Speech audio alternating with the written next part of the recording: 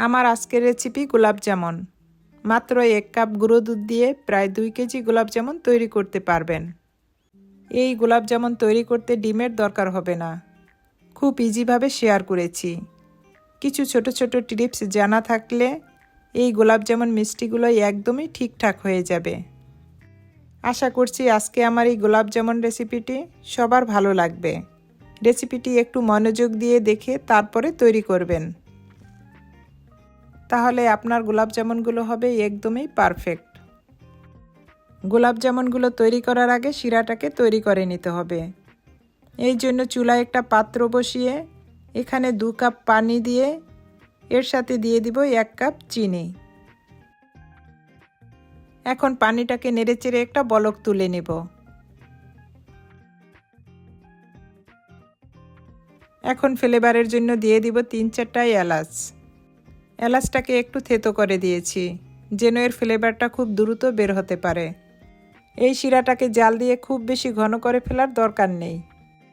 চিনিটা যখন গলে শিরাটা এরকম টকবগে হয়ে উঠবে তখন চুলার জালটা অফ করে এটাকে এক সাইডে রেখে দেব। এখন আমি গোলাপ জামুনগুলো বানিয়ে দেখাবো। এই জন্য আমার লাগবে 1 কাপ গুঁড়ো দুধ। এখন এর সাথে দিয়ে দিব 1/2 কাপ ময়দা। এখানে আমি 1 চিমটি বেকিং সোডা নিয়েছি। একটা চিমটি দিয়ে যতটুকু বেকিং সোডা ওঠে ঠিক ততটুকুই দিবেন। এখন ফ্লেভারের জন্য দিয়ে দিব এলাচের গুঁড়ো। এখন এর সাথে দিয়ে দিব 1 চামচ ঘি। তবে ঘিয়ের পরিবর্তে আপনারা বাটারটাও দিতে পারবেন। তবে গোলাপ জামুন মিষ্টির জন্য ঘিটাই পারফেক্ট। এতে করে ফ্লেভারটাও ভালো আসে আর মিষ্টিগুলো পারফেক্ট হয়। এখন হাত দিয়ে খুব ভালো করে এটাকে মিক্স করে নিব। এই কাজটা যতটা সুন্দর হবে গোলাপ জামুনগুলোও ততটাই পারফেক্ট হবে। এটা মুট করলে যখন দেখবেন দলা হয়ে গিয়েছে তখন বুঝবেন আপনার ময়ানটা একদম রেডি। এখন দিয়ে দিব লিকুইড মিল্ক। লিকুইড মিল্কটা আমি অল্প অল্প করে দিব, কেননা একবারে দিতে গেলে ডোটা অনেকটাই পাতলা হয়ে যেতে পারে। অল্প অল্প করে দিতে থাকবো আর এভাবে মিশাতে থাকবো।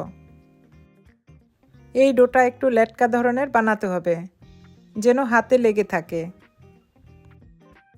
এই ডোটাকে খুব বেশি ডলার দরকার নেই। এরকম একটু স্টিকি হলে তখনই বুঝবেন ডোটা রেডি। এখন হাতটাকে পরিষ্কার করতে করতে গোলাপ জামুনের ডোটাকে একটু রেস্টে রেখে দিব। 2-3 মিনিটের ভিতরেই গোলাপ জামুনের ডোটা একদম সেট হয়ে যাবে। প্রথমে হাতে একটু ঘি লাগিয়ে নেব। এখন ছোট ছোট বল করে নেব। এটা আপনাদের পছন্দ মতো ছোট বড় করে বানিয়ে নিতে পারবেন। তবে এগুলো রান্নার পরে অনেকটাই ফুলে যাবে। আমি একটু ছোট ছোট করে বানিয়ে নিব।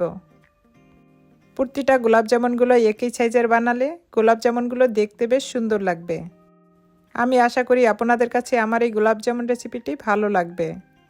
ভালো লাগলে বেশি বেশি শেয়ার করে আমার চ্যানেলটাকে সাবস্ক্রাইব করে রাখবেন আর বেল বাটনটা অন করে রাখবেন। এরকম নিত্য নতুন রেসিপি দেওয়া মাত্র আপনার কাছে পৌঁছে যাবে। এখন গোলাপ জামুনগুলো ভেজে দেখাবো।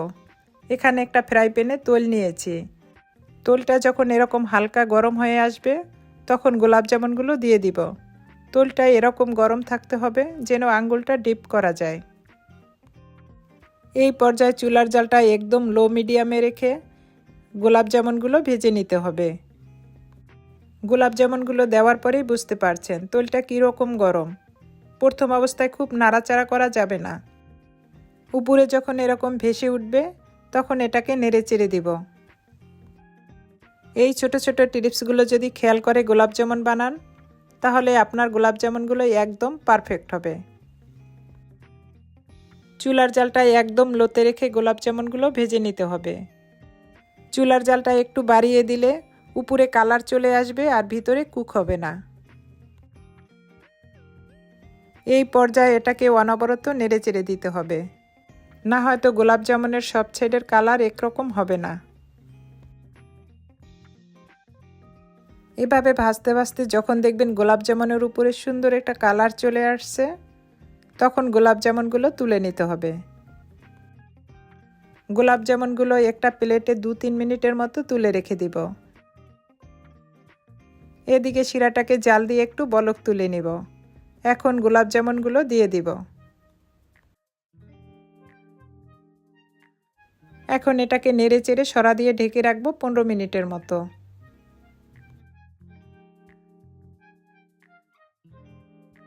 15 মিনিট পরে আবার সরাটাকে তুলে আবার নেড়ে চেড়ে দিব। দেখতেই পাচ্ছেন গোলাপ জামুনগুলো কিভাবে বড় হতে শুরু করেছে। এখন সরা দিয়ে আরও 15 মিনিট জাল করে নিব।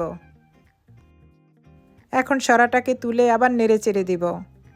দেখুন আমার গোলাপ জামুনগুলো কতটা ফুলেছে। এর থেকে বেশি জাল করার দরকার নেই। এখন চুলার জালটা অফ করে সরা দিয়ে ঢেকে রাখবো 3-4 ঘন্টার জন্য। 3 ঘন্টা পরে গোলাপ জামুন শিরা খেয়ে কতটা ফুলে উঠেছে। দেখুন আর কতটা সফট হয়েছে। আমি একটা গোলাপ জামুন তুলে দেখিয়ে দিচ্ছি গোলাপ জামুনগুলো কতটা পারফেক্ট হয়েছে। এখন গোলাপ জামুনগুলো একটা বাটিতে তুলে নিচ্ছি। দেখুন গোলাপ জামুনগুলো দেখতে কতটা সুন্দর হয়েছে। এভাবে ঝটপট আপনারা গোলাপ জামুনগুলো বাড়িতে বানিয়ে নিতে পারবেন। আমি আশা করি আপনাদের কাছে আমার এই রেসিপি ভালো লেগেছে আর সহজও লেগেছে। তাহলে আজকে এই পর্যন্তই। দেখা হবে অন্য কোনো রেসিপিতে। সবাই ভালো থাকবেন, সুস্থ থাকবেন। আল্লাহ হাফেজ।